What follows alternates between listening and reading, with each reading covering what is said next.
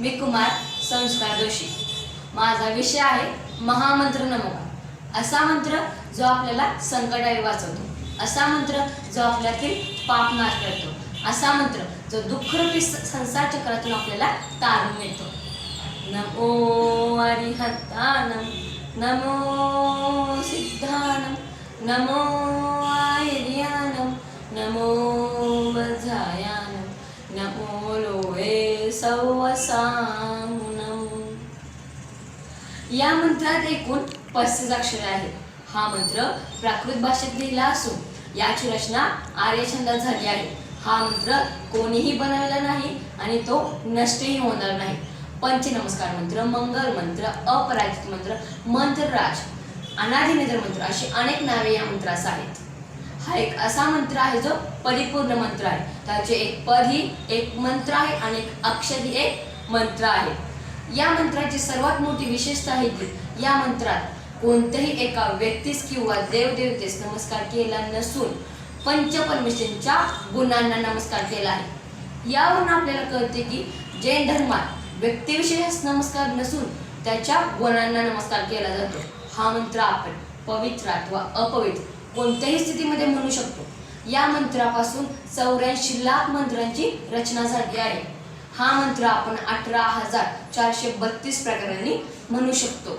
हा मंत्र समस्त मंत्रांचा मूळ आहे, म्हणजेच जनक आहे। उमास्वामी आचार्यांनी आपल्या नमोकार मंत्र स्तोत्रामध्ये म्हटले आहे की जर आपण एका पाड्यात नमोकार मंत्र ठेवला आणि दुसऱ्या पाड्यात 3 लोक ठेवले तरी नमोकार मंत्राचे पारडे वजनदार ठरेल।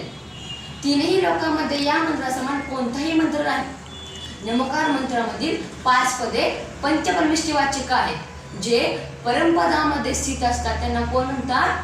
परमेष्ठी म्हणतात। राजे, महाराजे, चक्रवर्ती आणि इंद्र देखील त्यांची पूजा करीत असतात। अरिहंत, सिद्ध, आचार्य, उपाध्याय व सर्व साधू हे पंचपरमेष्ठी आहेत। पंचपरमेष्ठी आणि त्यांनी सांगितलेला धर्मच मंगल आहे, लोकात उत्तम आहे आणि शरण जाण्यास योग्य आहे। नमोकार मंत्रामधील पहिले पद नमो अरिहंतानम। आता आपल्याला प्रश्न पडला असेल की अरिहंत म्हणजे कोण? ज्यांचे 46 गुण असतात, जे वितरागी, सर्वज्ञानी, हितोपदेशी असतात, ज्यांचे 4 घाती कर्म नष्ट झालेले असतात, ते म्हणजे अरिहंत भगवान। त्यांना माझा नमस्कार असो। दुसरे पद म्हणजे सिद्धांचे, नमो सिद्धानम।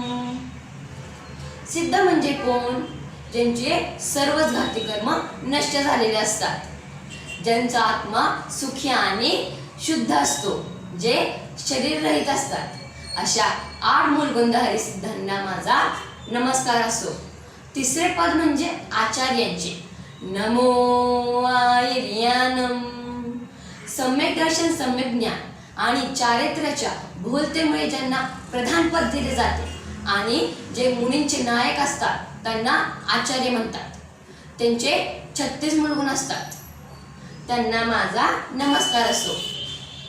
चौथे पद म्हणजे उपाध्यायांचे, नमो वज्रायानम।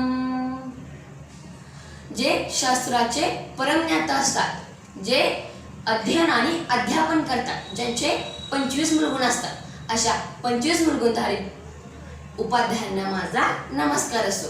5वे पद म्हणजेच अंतिम पद आहे नमो लोहे सवसानम। हे पद आहे पंचपरमेष्ठी साधूंचे, जे निर्वाण मार्गाची साधना करतात, जे ध्यानात आणि ज्ञानात लीन असतात, ज्यांचे 28 मूलगुण असतात, ते म्हणजे साधू। त्यांना माझा नमस्कार असो।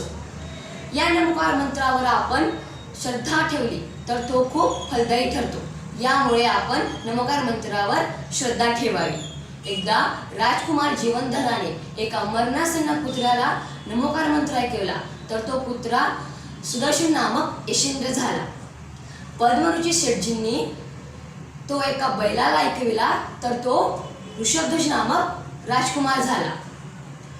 पद्मरुची जीवदत्त श्रेष्ठीचे प्रमाण मानून अंजन चोराने त्यावर श्रद्धा ठेवली आणि त्याला आकाशगामिनी विद्या प्राप्त झाली। आणि तो खरोखरच निरंजन झाला. आपण नमोकार मंत्राचा कधीही केव्हाही अपमान करता कामा नये. हा मंत्र खूप श्रेष्ठ, सर्वोत्तम आणि महान आहे.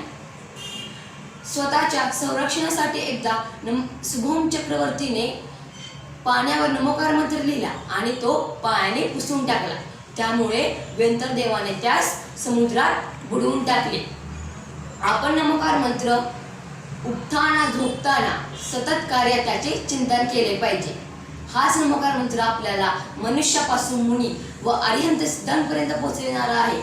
हा मंत्र जिनसाचनाचा सार आहे. बोल नमोकार महामंत्र की जय. जय जिने.